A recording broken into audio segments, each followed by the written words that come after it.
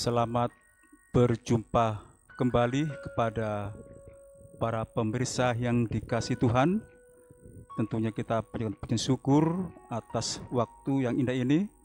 Kita boleh bertemu kembali di acara Persatuan Guru-Guru Sekolah Sahabat Dewasa. Judul pelajaran yang ke-12 ini yaitu kasih dan keadilan. Itu adalah dua perintah terbesar dari Tuhan kita. Baik, sebelum kita diulas, kita akan berdoa yang akan dipimpin oleh Bapak DP Sihaan. Silakan. Mari kita berdoa. Segala puji dan syukur ya Tuhan pada malam ini, oleh karena waktu yang Tuhan berikan kepada kami untuk belajar pelajaran firman Tuhan dari pelajaran sekolah sahabat ini. Tuhan, kiranya Engkau urapi hamba-Mu, kami bertiga untuk membahas tentang pelajaran sekolah sahabat ini, agar hanya dengan kuasa Tuhan, hanya nama Tuhan yang kami tinggikan, hanya semua datangnya daripada Tuhan atas firman ini menjadi berkat kepada kami dan juga kepada pemirsa dimanapun berada pada saat ini. Kami menyerahkan hati dan pikiran kami ke dalam tangan Tuhan, dan kuasa Tuhan menyertai kami. Dalam nama Yesus kami berdoa. Amin. Amin. Terima kasih Bapak DP Sihaan sudah melayangkan doa yang indah buat kita. Semoga kita dan juga para pemirsa yang mendengarkan akan diberikan hikmat untuk bisa mengerti dan memahami pembahasan yang akan kita ulas pada saat ini. Tadi sudah saya sampaikan bahwa judul pelajaran ke-12 ini yaitu kasih dan keadilan, dua perintah terbesar yaitu dari Tuhan Allah kita. Sebagai ayat inti ada di dalam buku 1 Yohanes 4 ayat 20. Bunyinya sebagai berikut. Jikalau seorang berkata, aku mengasihi Allah dan ia membenci saudaranya, maka ia adalah pendusta. Karena barang siapa tidak mengasihi saudaranya yang dilihatnya, tidak mungkin mengasihi Allah yang tidak dilihatnya. Demikianlah inti daripada pelajaran kita. Tentunya nanti ada 2 poin atau 2 tema yang akan kita bahas. Nanti Bapak DP Sihaan akan membahas dengan tema berjudul hubungan yang tak terputus antara kasih Tuhan dan mengasihi sesama keadilan. Perlu diketahui, keadilan di dalam KBBI atau Kamus Besar Bahasa Indonesia artinya adalah sama atau setara, atau boleh menjaga hak orang lain atau memberi hak kepada yang berhak menerimanya. Demikian juga Yesus, pada waktu kita jatuh dalam dosa harusnya kita mati, tetapi Yesus melihatnya bahwa kita punya hak untuk hidup kekal. Itulah kasih Tuhan. Yesus mati di kayu salib agar kita boleh selamat. Baik, untuk waktu dan tepat kami berikan kepada Bapak DP Sihaan untuk mengulas hubungan yang tak terputus antara mengasihi Tuhan dan mengasihi sesama atau keadilan. Silakan. Baik, selamat malam bagi pemirsa dimanapun berada pada saat ini. Terima kasih Pak Ulet telah menyampaikan kepada saya untuk mendahului pelajaran sekolah sahabat kita pada malam ini. Bapak Ibu dan saudara sekalian, perlu kita pahami bersama bahwa Allah memiliki sifat 2 yang besar untuk manusia. Yang pertama, Allah memiliki sifat kasih. Dan kasih Allah itu sangat jauh berbeda dengan apa yang diberikan atau kasih yang diberikan oleh manusia. Itu satu.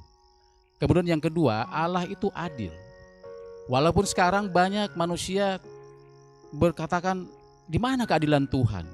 Saudaraku, pada saatnya, karena Tuhan tahu semua apa yang terjadi di dunia ini, kita tidak bisa melampaui batas-batas kemahaadilan Tuhan. Walaupun banyak orang mengatakan bahwa Tuhan tidak adil, karena saya tidak merasakan hidup ini seperti orang lain. Saudaraku, bahwa pelajaran Roh Sahabat kita malam ini, kita akan ungkap bagaimana rencana Tuhan kepada kita tentang keadilan Tuhan melalui Yesus Kristus.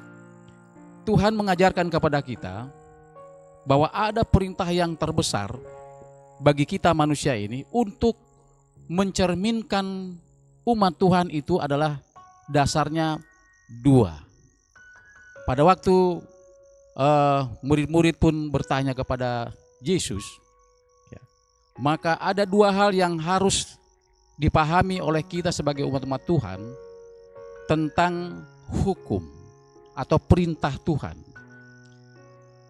Murid-murid bertanya kepada Tuhan, kepada Yesus, apa yang harus dilakukan untuk selamat, tanda-tanda percaya kepada Tuhan. Maka Yesus katakan dalam Matius pasal 22, kalau Bapak Ibu berada di rumah bisa buka Alkitab. Matius 22 ayat 34 sampai 40, bagaimana Yesus menjawab pertanyaan-pertanyaan baik murid-murid ataupun ahli-ahli Taurat dalam hukumnya. Dia katakan bahwa hukum yang terutama dan yang pertama adalah kasihilah Tuhan Allahmu dengan segenap hatimu dan dengan segenap jiwamu dan dengan segenap akal budimu. Segenap, bukan 70%. Sekarang ini mau lebaran banyak toko-toko memberikan diskon 50%, ada yang sampai 70%.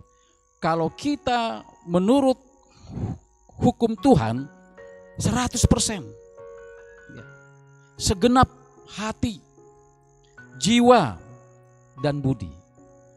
Berarti hal ini yang harus kita perjuangkan dan harus kita lakukan dalam hidup ini untuk menyembah Tuhan, untuk menurut kepada perintah Tuhan. Dan bukti daripada kita percaya kepada perintah Tuhan dan menuruti segala perintahnya dibuktikan dengan bagaimana kita mengasihi, selain mengasihi Tuhan adalah kita juga mengasihi manusia. Jadi bukti kita mengasihi Tuhan adalah bagaimana cara kita mengasihi sesama kita. Di Alkitab lebih tegas lagi, bagaimana kita mengasihi saudara kita. Dan Yesus menambahkan hukum yang kedua yang sama dengan itu ialah kasihilah sesamamu manusia seperti dirimu sendiri. Kemudian di hukum Taurat pun tentang hukum ini sudah disampaikan oleh Tuhan kepada bangsa Israel dalam Ulangan pasal 6. Di situ dikatakan bahwa hukum yang terutama kasihilah Tuhan Allahmu dengan segenap hatimu dan dengan jiwamu dalam Bilangan, dalam Ulangan. Jadi hukum ini tidak pernah dirubah oleh Tuhan dalam Perjanjian Lama, dalam Perjanjian Baru. Itulah ada sebut dikatakan bahwa horizontal sesama kita manusia adalah bukti vertikal ketika kita menyembah Tuhan. Ya. Kalau saudara dan saya merasa umat Tuhan terberkati, sudahkah berkat kita ini juga dirasakan oleh banyak orang? Itu pertanda bahwa kita adalah umat Tuhan, umat yang menuruti perintah Tuhan. Jadi jangan kita merasa kita umat Tuhan, tetapi hidup kita tidak pernah dirasakan oleh banyak orang. Marilah saudara-saudara, kita mulai berpikir bagaimana bahwa kasih Tuhan itu melebihi kasih manusia. Kita sudah diberkati bahwa pelajaran sahabat yang lalu diulang kembali. Kasih Tuhan kepada manusia itu, walaupun kita sudah jatuh ke dalam dosa. Bahkan Alkitab mengatakan sebelum manusia berdosa pun Tuhan sudah siapkan juru selamat itu, yaitu Yesus Kristus, untuk menyelamatkan kita dari hukuman kekal, dari kematian kekal. Bapak, Ibu, dan saudara sekalian, Tuhan pun melihat bahwa kasih itu harus bertumbuh. Kenapa?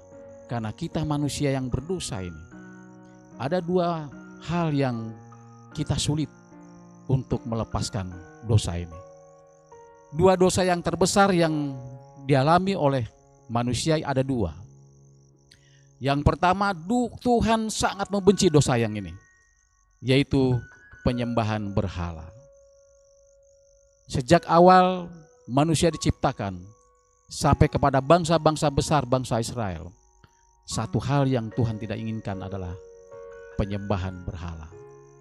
Makanya dalam hukum 10, jangan ada ilah lain di hadapanku. Ini Tuhan inginkan kepada kita.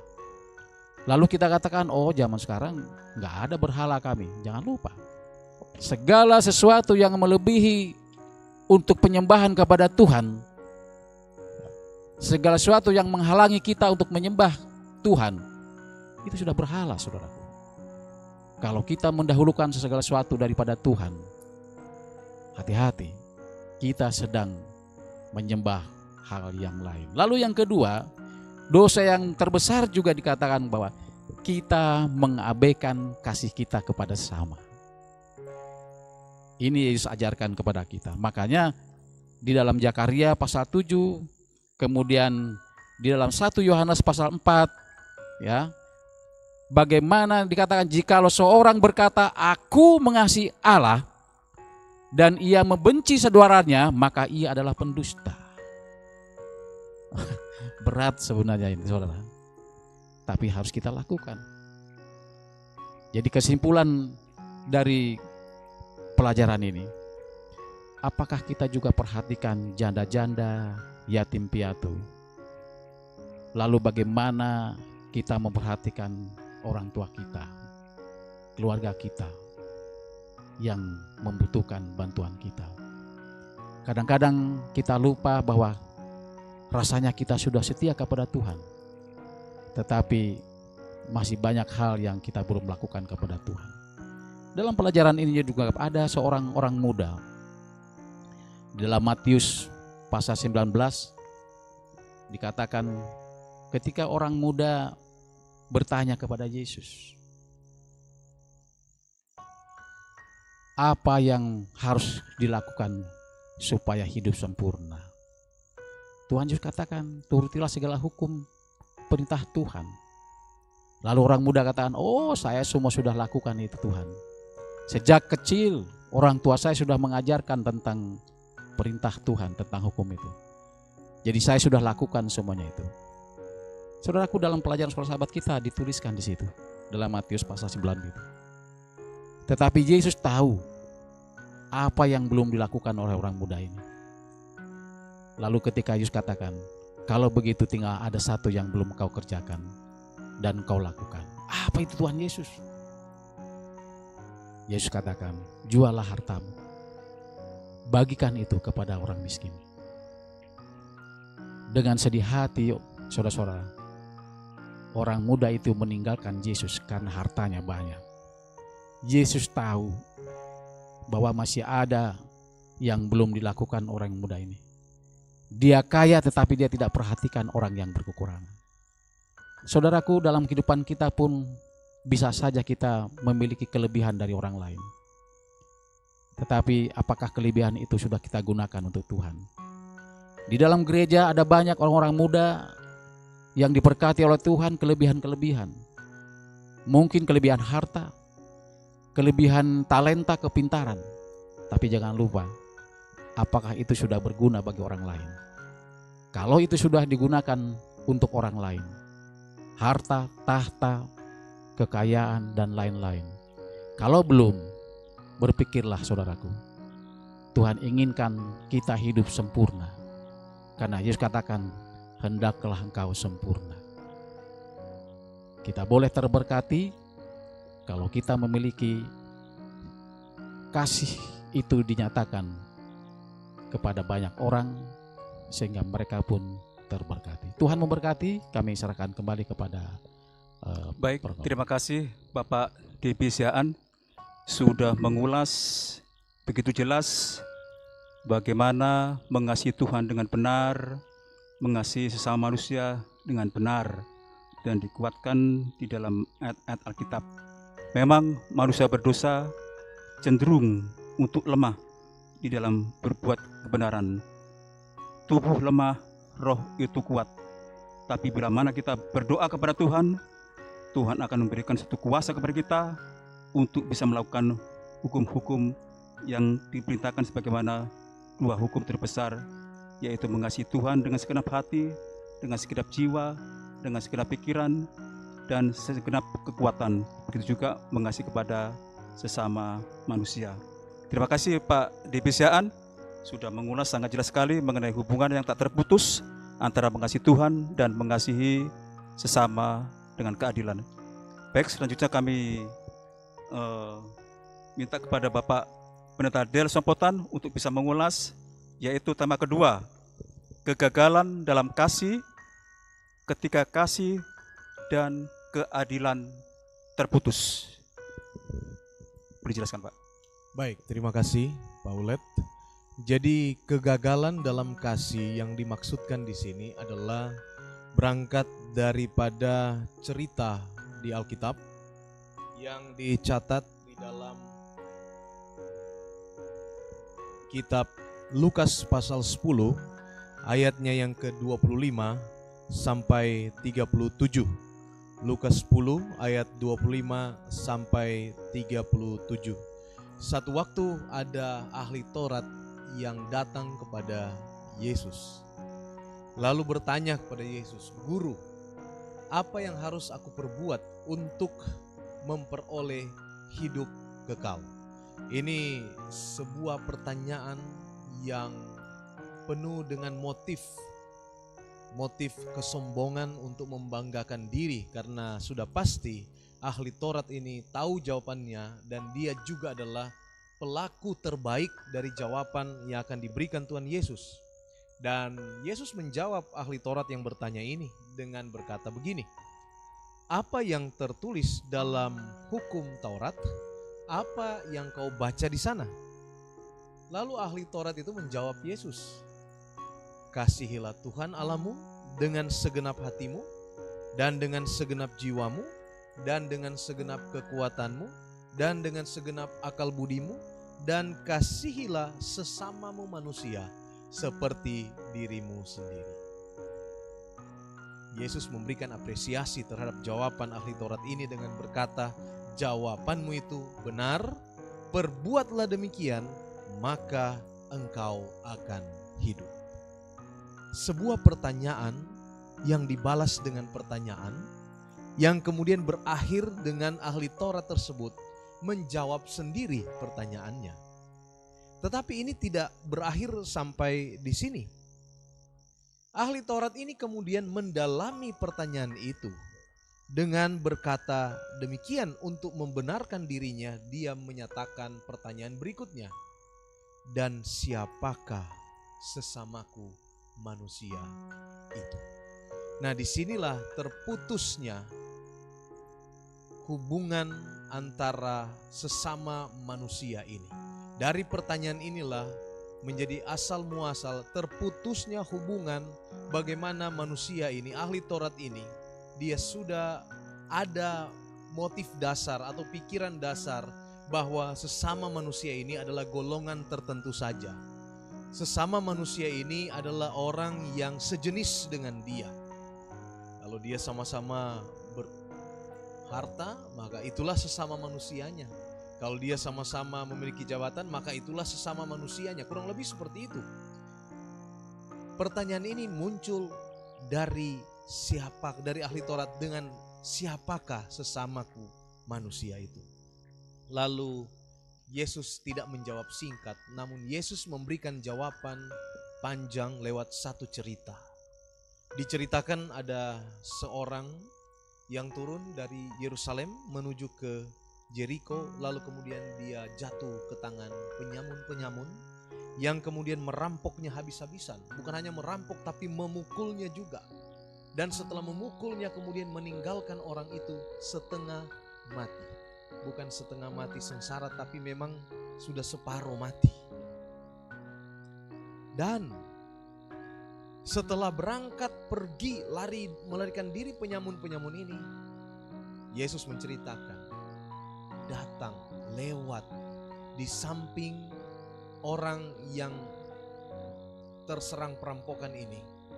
beberapa jenis orang. Orang yang pertama adalah seorang yang disebut imam. Dia lewat di tempat itu, di samping daripada orang yang kerampokan itu. Tetapi apa yang dilakukan oleh imam ini? Imam itu hanya menggunakan indera matanya untuk melihat saja. Dia lihat saja. Dia lihat kemalangan yang terjadi. Dia lihat penderitaan yang terjadi. Dia lihat orang ini sudah setengah mati. Dan setelah melihat itu, indera mata kemudian membuat informasi diteruskan kepada otaknya. Dan otaknya membuat keputusan. Keputusannya adalah dia melewati orang itu. Imam lewat.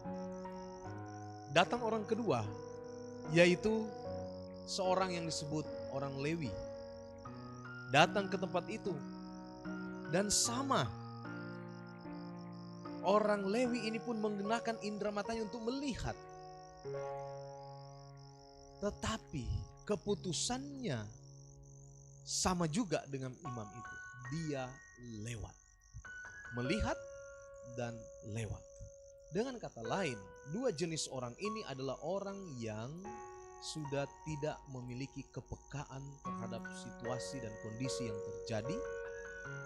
Yang sangat disayangkan, dua orang ini memiliki embel-embel jabatan di dalam dirinya sebagai seorang imam, sebagai seorang Lewi yang kemudian hanya lihat dan lewat.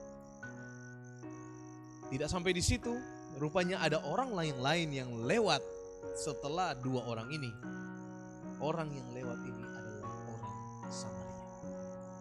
Yang di dalam peristiwa ini di waktu itu bisa dikatakan orang Samaria ini adalah orang yang berasal dari kasta terendah, yang dipandang rendah, yang tidak sama levelnya dengan orang Lewi, yang jauh levelnya dari seorang imam. Ini adalah dua kutub yang berbeda, satu sangat tinggi dan satu sangat rendah. Tetapi orang Samaria ini, apa yang dia lakukan? Orang Samaria itu ketika tiba di tempat itu, masih dengan rentetan peristiwa yang sama, indera mata melihat. Tetapi keputusan pikiran, otak, hati berbeda. Setelah dia lihat, Alkitab menyatakan ayat 33, Lukas pasal 10, tergeraklah hatinya oleh belas kasih. Ini penting saudara-saudara sekalian, belas kasih. Apakah saudara masih punya belas kasihan setelah melihat satu kondisi tertentu, setelah melihat orang tertentu, setelah saudara melihat menggunakan indera mata, apakah kemudian ada belas kasihan yang terjadi setelah itu? Ini penting. Dan saya merasa bahwa orang Samaria ini adalah orang yang sudah sering mengasah rasa belas kasihannya. Bisa jadi orang Lewi, orang imam ini belajar banyak soal belas kasihan, tetapi dia tidak mengasah rasa belas kasihannya dengan perilaku-perilaku, perbuatan-perbuatan nyata. Sehingga ketika tidak ada orang yang lihat, maka dia tidak melakukan belas kasihan itu.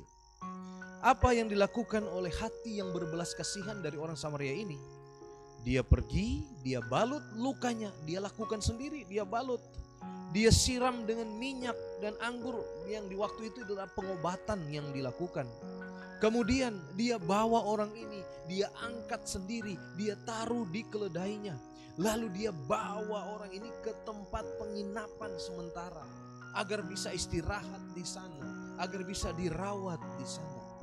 Dan keesokan harinya, jadi dengan kata lain, dia tinggal dengan orang itu. Dia bersama-sama di penginapan dengan orang itu. Bisa jadi orang Samaria ini punya urusan yang lain.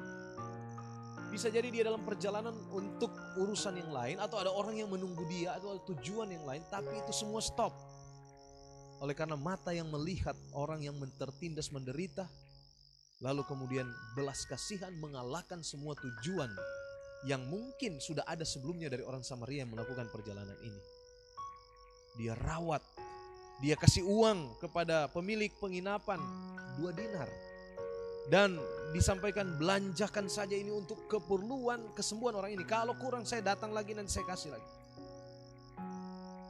Ini cerita yang disampaikan Tuhan Yesus Kristus yang di akhir dari cerita ini yang disampaikan pada ahli Taurat yang bertanya tadi ini. Kemudian Yesus bilang begini, menurut saudara di antara ketiga orang itu,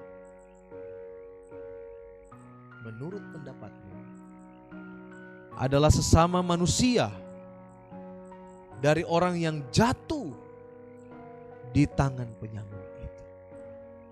Ahli Taurat itu menjawab apa?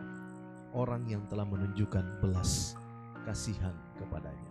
Kata Yesus, pergilah, perbuatlah demikian.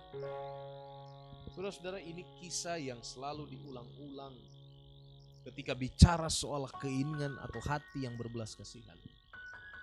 Saya ingat cerita atau satu episode di televisi dulu. Nama episodenya adalah Minta Tolong.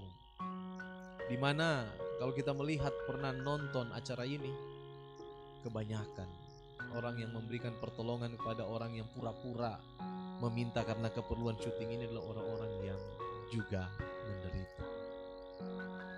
Oleh karena itu, saudara-saudara yang dikasih Tuhan Yesus Kristus, pelajaran ini menyampaikan kepada kita dari cerita ini bahwa Allah kita adalah Allah yang menyukai keadilan dan Dia sangat membenci ketidakadilan. Dan Dia konsisten berbelas kasihan kepada orang yang tertindas. Lalu Dia menunjukkan kemarahan yang dalam kondisi yang wajar kepada orang yang melakukan penindasan. Oleh karena itu firman Tuhan menyampaikan kepada kita, Dia rindu saudara dan saya menyambung kegagalan penunjukan belas kasihan ini. Sambung, lakukan lagi. Firman Tuhan dalam Mazmur 82 ayat 3 dan 4 berkata, berilah keadilan kepada orang yang lemah dan kepada anak yatim piatu, luputkanlah orang yang lemah dan yang miskin, lepaskanlah mereka dari tangan orang fasik. Tidak sampai di situ, hai manusia, telah diberitahukan padamu apa yang baik dan apakah yang dituntut Tuhan daripadamu selain berlaku adil, mencintai kesetiaan dan hidup dengan rendah hati di hadapan Allah. Yesus berkata, dengan demikian semua orang akan tahu bahwa kamu adalah murid-muridku, yaitu jikalau engkau saling mengasihi. Jadi yang diinginkan Tuhan kepada kita adalah saling mengasihi. Ini bukan sayang-sayangan dengan orang yang memang kita sudah kenal. Sayang-sayangan, saling mengasihi dengan orang yang selevel dengan kita. Lebih dalam lagi dalam beragama ini, Tuhan menginginkan kita mengasihi orang-orang yang tertindas, orang-orang yang kurang beruntung, orang miskin, yatim piatu dan lain sebagainya yang ditulis di dalam pelajaran ini. Karena saudara dan saya juga dipanggil untuk menegakkan keadilan ini. Belajarlah berbuat baik, usahakanlah keadilan, kendalikanlah orang kejam, belalah hak anak-anak yatim, perjuangkanlah perkara janda-janda. Yesaya 1:17. Jadi Tuhan menginginkan kita untuk melakukan yang terbaik yang dapat kita lakukan untuk orang-orang yang mungkin jauh berada di bawah kita, yang mengalami kemalangan ataupun penderitaan. Celakalah kamu hai ahli Taurat dan orang-orang Farisi, hai kamu orang-orang munafik, sebab persepuluhan dari selasi, adas manis dan jintan kamu bayar, tetapi yang terpenting dari hukum Taurat kamu abaikan, yaitu keadilan dan belas kasihan dan kesetiaan. Yang satu kamu harus dilakukan dan yang lain jangan diabaikan. Ini hal yang terpenting dan sangat penting. Berbelas kasihan. Ya, hukum penting, tetapi praktek dari hukum itu untuk berbelas kasihan, menerapkan itu di dalam kehidupan kita menjadi sangat penting. Saya kira itu pelajaran yang untuk menjawab bagian yang disampaikan kepada saya. Baik, terima kasih ulasan dari Bapak Pentadel Sempotan mengenai kegagalan dalam kasih ketika kasih dan keadilan terputus. Sangat jelas sekali bagaimana dijelaskan tidak cukup kita beribadah, memuji-muji Allah, bila mana kita tidak memiliki belas kasihan yang berkeadilan. Terima kasih sekali lagi Pak Pendeta. Ulasan-ulasan yang sudah disampaikan oleh Bapak Dipesian juga. Dari ulasan tersebut, kami ada berapa pertanyaan, boleh Pak diberikan waktu? Baiklah, kalau memang diberikan, saya ada satu pertanyaan. Demikian pertanyaannya, dalam hal apa kasih Tuhan seperti yang diungkapkan di kayu salib merupakan teladan kita dalam mengasihi kepada sesama? Boleh jawab Pak? Baik, untuk menjawab pertanyaan ini, maka kita kembali ke dalam beberapa ayat yang disampaikan oleh pelajaran sekolah Sabat ini, oleh penulis pelajaran sekolah Sabat, yang Tuhan ingin tunjukkan di dalam kehidupan kita menyangkut kasih ini. Dalam soal apa supaya kita dapat saling mengasihi, yaitu tidak lain arah dari pelajaran sekolah Sabat ini adalah kita mengasihi orang-orang yang tertindas, yang ada di bawah kita, orang-orang yang kurang beruntung, orang-orang yang secara spesifik disebutkan di sini yatim piatu, janda-janda. Dan gambaran paling baik dari hal ini adalah cerita di dalam Lukas 10 tadi, yaitu bagaimana orang Samaria yang baik hati. Kenapa? Karena kembali kepada ayat pelajaran sekolah Sabat kita, ayat hafalannya 1 Yohanes 4:20. Jikalau seorang berkata aku mengasihi Allah dan ia membenci saudaranya, maka ia adalah pendusta. Karena barang siapa tidak mengasihi saudaranya yang dilihatnya, tidak mungkin mengasihi Allah yang tidak dilihatnya. Kehadiran Yesus di atas dunia ini untuk menunjukkan contoh-contoh kepada kita. Berbelas kasihanlah kepada jenis-jenis orang yang seperti tadi. Bahkan yang dituliskan secara langsung peristiwa yang ada di dalam Lukas pasal 10, orang Samaria yang baik hati merupakan contoh nyata real bagaimana kita menunjukkan belas kasihan kita. Dari mulut Tuhan Yesus, itu yang harus kita turuti dan kita ikuti dalam kehidupan kita sehari-hari. Baik, terima kasih untuk jawabannya. Mungkin di sini Bapak Dipesian ada berikan pertanyaan? Ada satu lagi Pak, boleh Pak ya? Ketika seseorang dilanda kemiskinan, penindasan, atau ketidakadilan, apa yang dapat kita lakukan sebagai gereja untuk mendukung mereka? Terima kasih. Ada banyak hal ya. Kalau kita melihat hal itu terjadi, ada dua hal yang dapat kita lakukan adalah secara pribadi sebagai orang yang berada dalam gereja, tunaikan tugas kita juga untuk melakukan bantuan secara pribadi. Secara gereja, kita ada yang namanya Departemen Dorcas. Bisa diorganisir beberapa orang untuk memberikan bantuan. Bahkan di gereja-gereja sudah ada daftar identifikasi, mohon maaf, orang-orang yang harus dibantu, dan itu dilakukan setiap bulan ya. Seperti jemaat kita ada daftarnya, dilakukan setiap bulan, memberikan bantuan berupa beras, berupa dana transportasi dan bantuan-bantuan yang lain. Itu adalah cara-cara yang dapat kita lakukan secara gereja, baik secara pribadi karena kita juga anggota gereja, kita bisa lakukan itu langsung, dan secara gereja ada Departemen Dorcas yang dapat mengorganisasikan beberapa orang secara jemaat. Dana jemaat pun digunakan untuk membantu saudara-saudara kita yang kurang beruntung. Baik, terima kasih Bapak Pendeta sudah memberikan jawaban yang begitu jelas mengenai peranan gereja. Kita juga selalu berdoa agar umat-umat Tuhan selalu diberkati Tuhan Pak ya, agar mereka juga peduli kepada sesama kita yang miskin, dalam penindasan atau tidak keadilan. Tadi sudah sampaikan bahwa gereja punya peran besar untuk bisa membantu orang tersebut, terlebih dalam Departemen Dorongan Kasih Pak ya. Terima kasih kepada Bapak Dipesian, Bapak Pendeta Del Sompotan. Mungkin dari penjelasan-penjelasan ini ada tambahan lagi, Pak? Jadi ada tambahan dari saya Silakan. sehubungan dengan pertanyaan yang pertama tadi, selain yang disampaikan oleh pendeta, karena di situ pertanyaan itu menyangkut tentang salib Yesus. Yesus sebenarnya yang tidak layak untuk disalib, tetapi karena dia memberikan teladan kepada kita, selain dia menyelamatkan kita, tetapi ada pelajarannya adalah bagaimana belajar tentang pengalaman salib itu adalah pengorbanan. Sederhana saja, dalam gereja pun umat-umat Tuhan perlu belajar tentang pengorbanan. Sederhana saja, tidak selalu harus. Ini sekarang ini banyak masalah terjadi di kita ini, di lingkungan kita itu kebanjiran, lalu kebakaran, lalu longsor dan sebagainya. Mungkin itu peduli itu harus dilakukan. Tetapi ada hal-hal yang kadang-kadang kita tidak peduli dengan itu. Masalah waktu.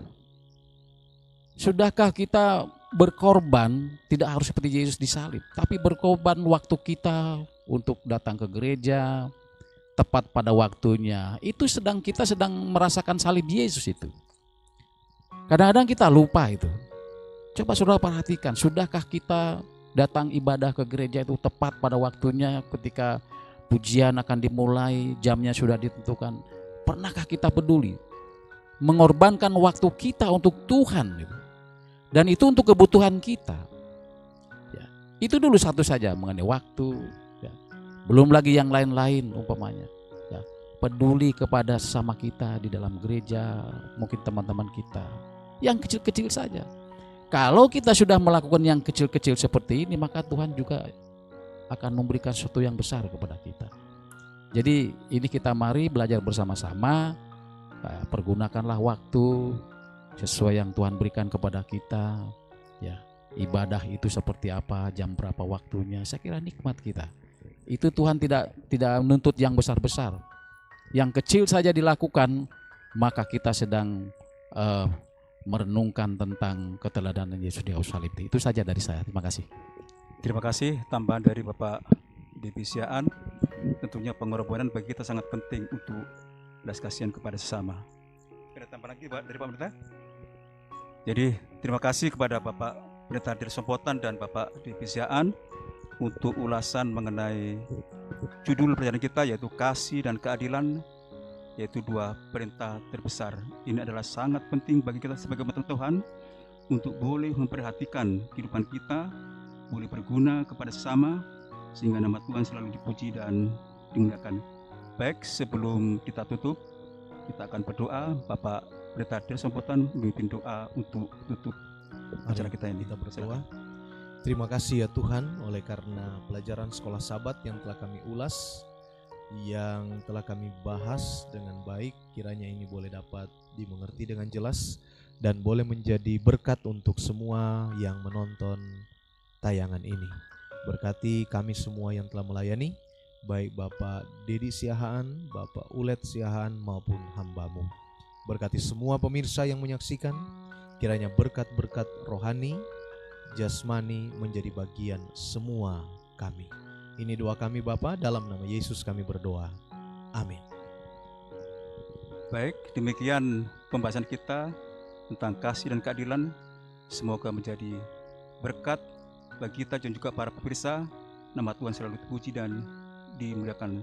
Salam sejahtera, sampai jumpa.